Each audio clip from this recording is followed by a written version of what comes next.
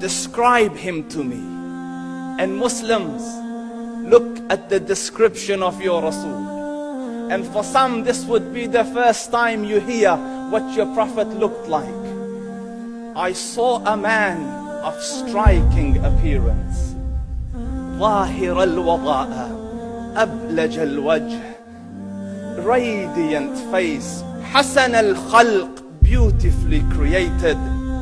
لم تعبه السجلة, his belly wasn't protruding. ولم تزر به الصعلة, nor was his head disproportionate and small. وسيم قسيم, proportionate and delicate, finely made, a specimen of a creation. في عينيه دعج, in his eyes there was a contrast. The dark was immensely dark, the white was excessively white. وفي أشفاره وطف, and his eyelashes were long. وفي صوته صهل, and in his voice was a natural echo. وفي عنقه سطع, and his neck was elegantly long.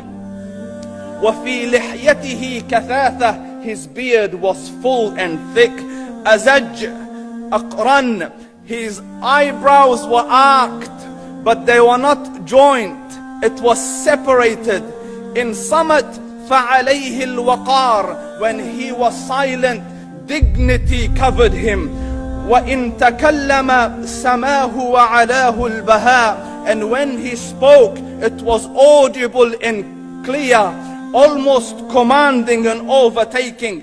أجمل الناس وأبهاهم من بعيد, from afar the most striking and outstanding in appearance. وأحسنهم وأجملهم من قريب, and when he came near, the best of them and the most handsome of them in closeness.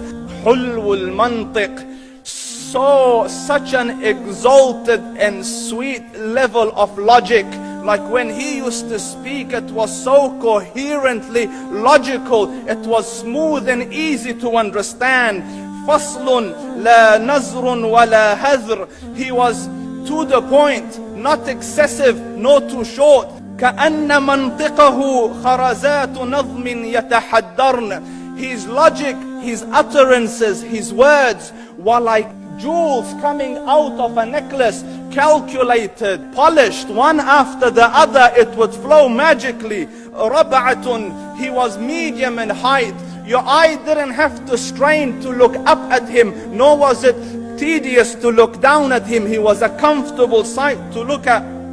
له رفقاء يحفون به, he had friends, the people that were with him, they were working around him to try to serve and protect him. إن قال سمعوا لقوله, when he used to say something, they used to hearken to what he used to say. وإن أمر تبادروا إلى أمره, when he commanded, they used to compete to fulfill the command. This is Muhammad Rasulullah. This is Muhammad Rasulullah. Anas ibn Malik says, he says, I came out one night, I came out one night, it was the full moon night.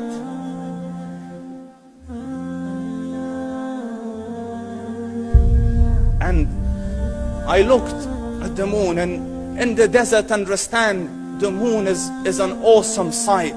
It is smooth, it is radiant, it is clear, it is gentle compared to the scorching sun at which they are used to. So the moon was the epitome of beauty. So he says, I came out at a full moon night and I looked at the moon and I saw it, beautiful, handsome. So I said, let me go see if the moon is more handsome or my Prophet is more handsome. Let me see if that is more beautiful or the Prophet is more beautiful. So I went and I saw him standing afar. So I looked at his face and I looked at the moon, and I looked at his face, and I looked at the moon, and I looked at his face, and I looked at the moon, and he said, Wallahi, he was more handsome than the moon in its entirety. That is just the look of your Rasul. Aisha radiyallahu anha says, I was sewing with the needle, my needle dropped in the dark, I couldn't find it. I said, Ya Rasul, I can't find it. he moved his face close, and I swear, out of the radiance of his face, I found my needle. And the Prophet sallallahu alaihi wasallam was mind-bogglingly handsome, but his handsomeness was covered with waqar and jalal and hayba. The Sahaba say, when we used to sit at his feet, two feelings conflicting would come on the heart. The first one, you wanted to look at him. You wanted to behold the majesty of his face. And when you wanted to look up, shyness used to overtake you, so you used to look down. Amr ibn al-As says, I sat with him many times, but if you ask me to describe his face, I can't describe it. I wouldn't be able to look up to him ijlalan wa ta'ziman. I couldn't look up at him.